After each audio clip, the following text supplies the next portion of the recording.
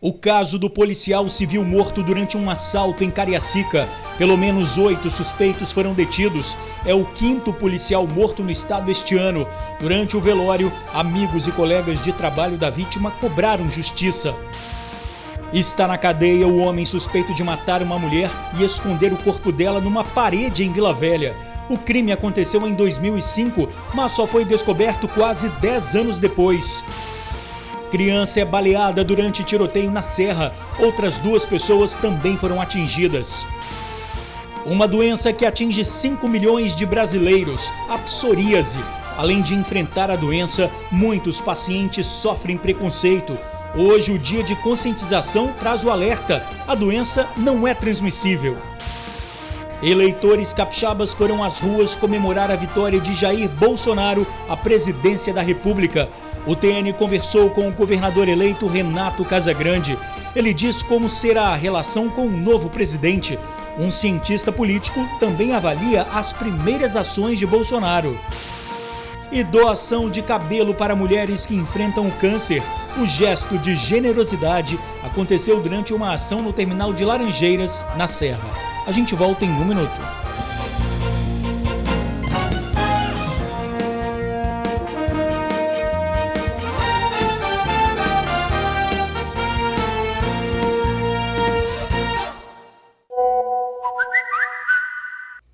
Olá, boa noite. Comoção e dor no velório do policial civil morto durante um assalto em Cariacica. Pelo menos 8 suspeitos foram detidos hoje. O investigador foi assassinado no dia do aniversário da filha. Familiares e amigos cobraram justiça. O corpo do policial civil Alessandro Gomes Ferrari, de 37 anos, foi velado nesta igreja no bairro Campo Grande. No local, os familiares não quiseram falar com a imprensa, estavam muito chocados com o que aconteceu. O crime ocorreu por volta das 7 da noite deste domingo no bairro Morada de Santa Fé, em Cariacica. O policial e a esposa estariam estacionando o carro para pegar uma criança que participaria da festa de aniversário da filha do casal, que completou 8 anos. A vítima foi abordada pelos criminosos enquanto descia do veículo. Ao ser rendido pelos assaltantes, Alessandro acabou tropeçando num buraco no meio da rua. Quando caiu no chão, os criminosos perceberam que ele estava com uma arma na cintura e atiraram. Logo em seguida, com a própria arma do policial, deram um tiro na cabeça dele. Alessandro chegou a ser socorrido por uma viatura, mas morreu ao dar entrada no hospital.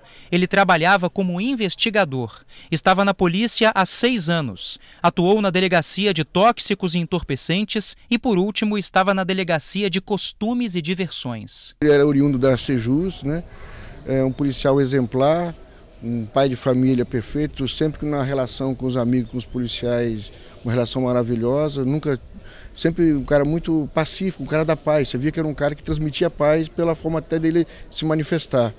E, lamentavelmente, aconteceu essa tragédia. A Polícia Civil toda hoje está abalada. Acho que os companheiros dele, que inclusive fizeram academia junto com ele, estão todo mundo muito abalado. Esse é o 5º caso de morte de policiais neste ano aqui no Espírito Santo. O secretário de Segurança Pública, Nilton Rodrigues, disse em coletiva de imprensa na manhã desta segunda-feira que o caso está sendo investigado com rigor. Toda vez que um criminoso atenta contra um policial, vitima um policial, é como se ele estivesse violentando o próprio Estado. Nós estamos dedicados à investigação desse crime bárbaro para que nós possamos colocar atrás das grades os autores. Quem conheceu Alessandro de perto lembra da boa índole e do bom profissional que sempre foi. Como é que fica a mãe, né, a esposa, a criança que ia comemorar o aniversário dela? Como é que fica essas crianças?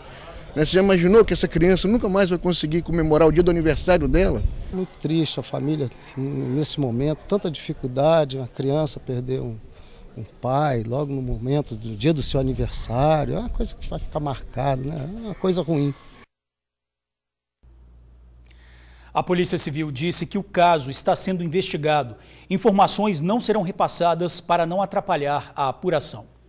Acusado de matar uma mulher e esconder o corpo na parede de uma casa, é preso na Bahia. O crime aconteceu há mais de 10 anos.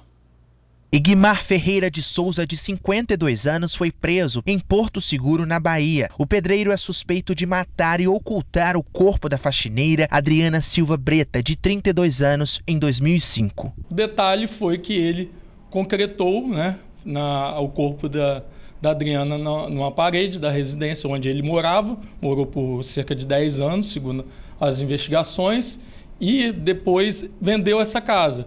A vítima só foi encontrada 9 anos depois que o suspeito vendeu a casa. Quem achou foi o novo proprietário. A vítima foi morta na casa do suspeito no bairro Zumbi dos Palmares, em Vila Velha. Egimar chegou a ser preso temporariamente em 2015, cumpriu os 30 dias e saiu.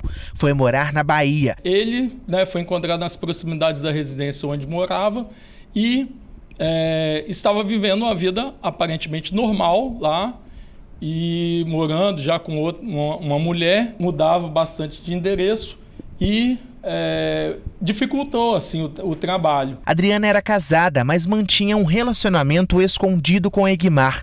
No dia do crime, os dois tiveram uma discussão e o pedreiro matou a mulher a marretadas. Na época ele foi preso, alegou que fora ameaçado e aí veio a cometer o crime. O inquérito foi concluído, mas não foi convertida a prisão temporária em preventiva. Ele foi indiciado na época por homicídio qualificado e ocultação de cadáver e responde ao processo por esses crimes. Tiroteio na Serra deixa 3 pessoas feridas, entre elas uma criança que brincava na rua. Foi no final da tarde de domingo que o atentado aconteceu. Muitas crianças brincavam de jogar bola na Rua 3, no bairro São Marcos, na Serra. Estava tudo tranquilo, até que esta moradora de dentro de casa ouviu os disparos. Eu estava dentro de casa, eu só ouvi os barulhos, tiroteio, e todas as crianças correndo na hora. Tinha muita criança, que nessa hora só vi muita criança na rua, essa hora. De acordo com testemunhas, 7 homens armados saíram de um beco que fica perto daquela casa verde ali. Ali mesmo, eles chegaram a render uma moradora, colocaram uma arma na cabeça dela para que ela dissesse onde é que estava o alvo que eles estavam procurando. A moradora se recusou, mas de lá os homens viram que o alvo estava sentado aqui na calçada e começaram a atirar. Os tiros pegaram aqui no orelhão, pegaram também ali na parede e no relógio de energia. Acabaram atingindo também 3 pessoas, inclusive uma criança de 11 anos de idade. O tiro atingiu a perna na altura do joelho e por pouco não pegou no osso. Só deu cãibra só. Aí depois que começou a doer mais forte, quando eu mexia. E seu pai te pegou? Me levou pro banheiro até os tiros parar. O pai não percebeu na hora que a filha tinha sido atingida. Só após se abrigarem em casa, ele viu o sangramento. A gente estava todo mundo junto, né? Naquela hora, um monte de criança, a gente só viu, achando que era bombinha. Eu só pude ver que era tiro quando eu vi pedaço do orelhão ali voando, né? Aí foi na hora que eu abracei ela e saí correndo com as crianças tudo. Aí ela ficou para trás, pai, minha perna tá doendo. Eu voltei para trás, peguei ela no colo e corri com ela para dentro de casa. Caí lá dentro de casa que eu vi que ela tinha sido baleada realmente. Um adolescente de 16 anos, que seria o alvo do bando, e um jovem de 25 foram atingidos na perna e conseguiram escapar. Os suspeitos continuam foragidos. Quem tiver alguma informação, ligue para a polícia 181. Uma doença que atinge 5 milhões de brasileiros. E não bastasse enfrentar a psoríase, muitos pacientes sofrem preconceito.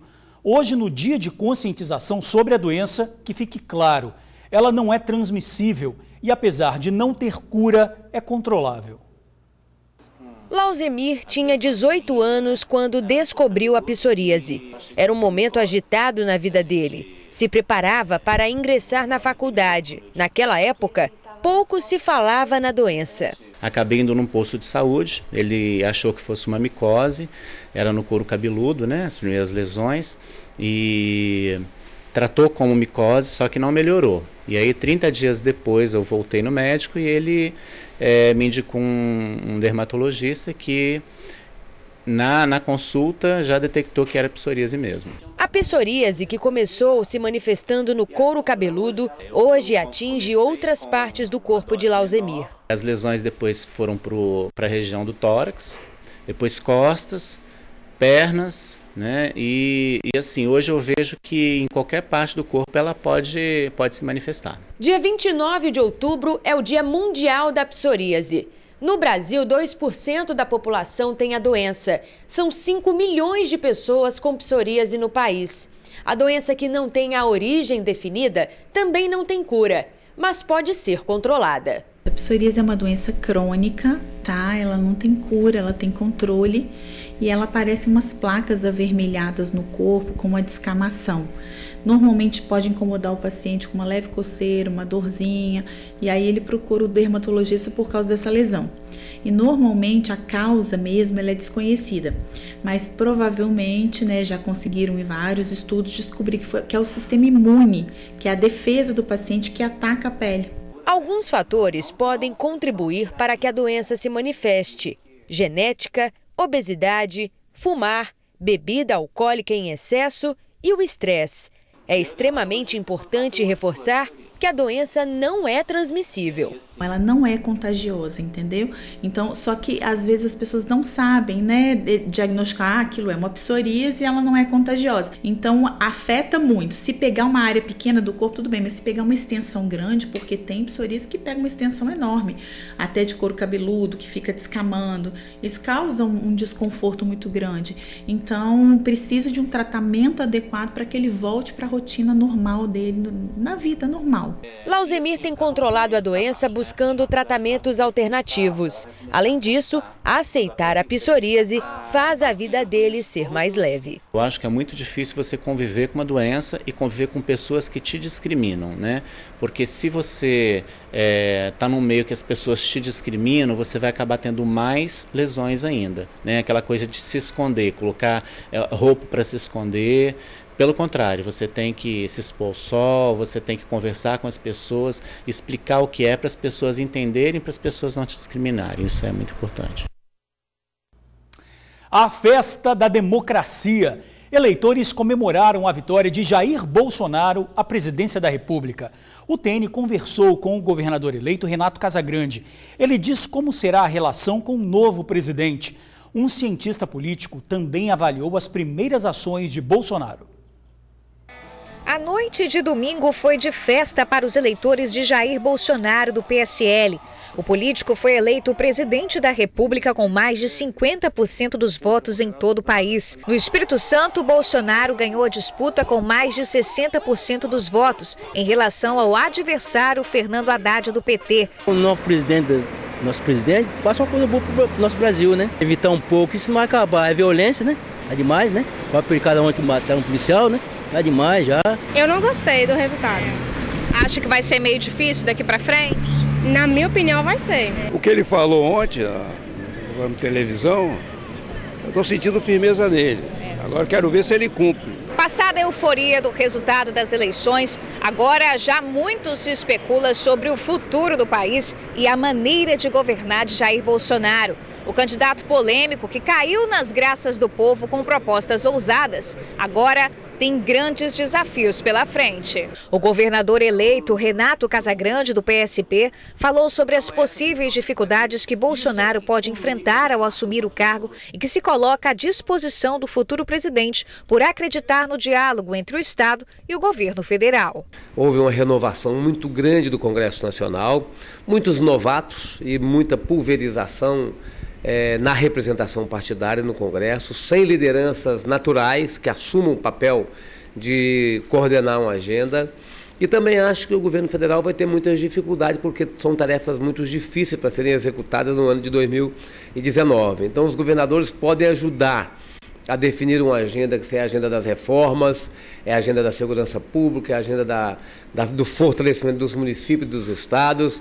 É uma agenda que os governadores podem estar dialogando com o Congresso Nacional e com o governo federal para evitar dispersão e evitar que a ação no Congresso seja no varejo. No primeiro pronunciamento após a eleição, Jair Bolsonaro deu a palavra a uma figura já conhecida dos capixabas, o senador Magno Malta, que perdeu a disputa para a reeleição do cargo. Casagrande também avaliou a possibilidade do político assumir algum cargo no governo de Bolsonaro. Essa é uma decisão do presidente da República eleito, não me cabe opinar. mas acho que é natural que o Magno, pelo papel que teve, possa estar presente em alguma função do governo federal, né? Porque ele teve um papel relevante na articulação da candidatura de Bolsonaro. Mas eu, de fato, não posso opinar, porque eu também sou governador, estou montando minha equipe e o Bolsonaro tem que ter toda a liberdade para montar a equipe dele.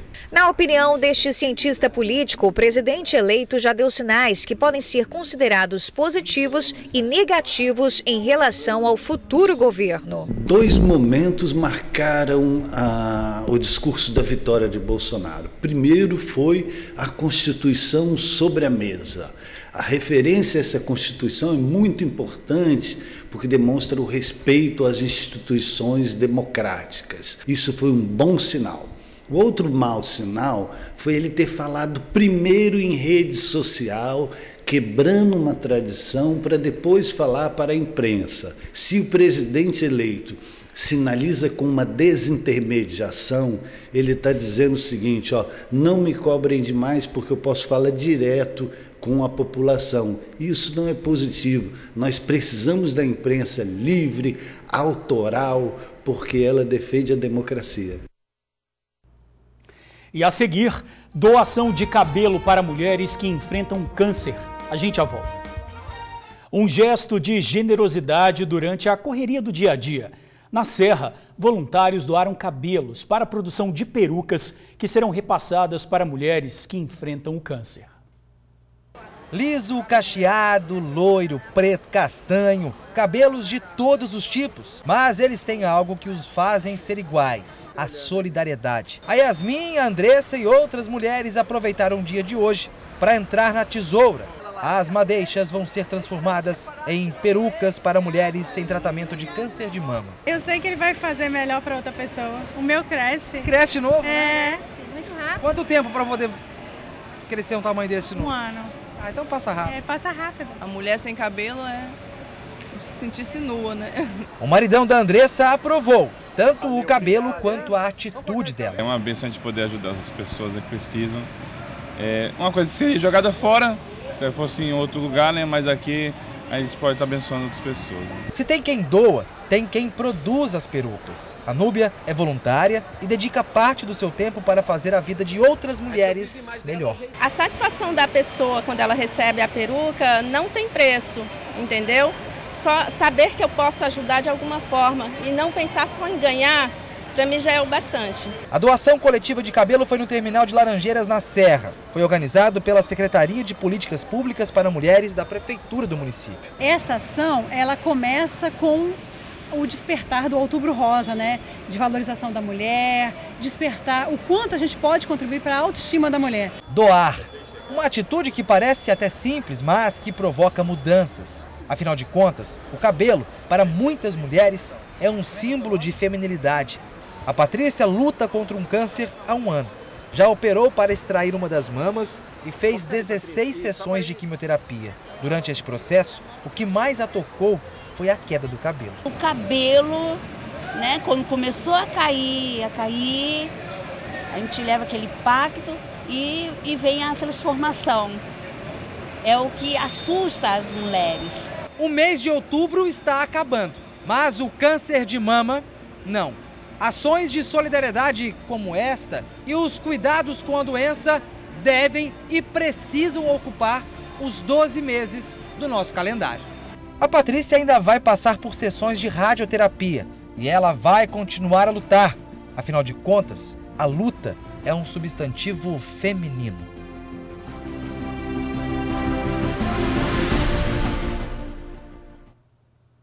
O cabelo doado será repassado para a Associação de Apoio ao Combate ao Câncer de Vitória.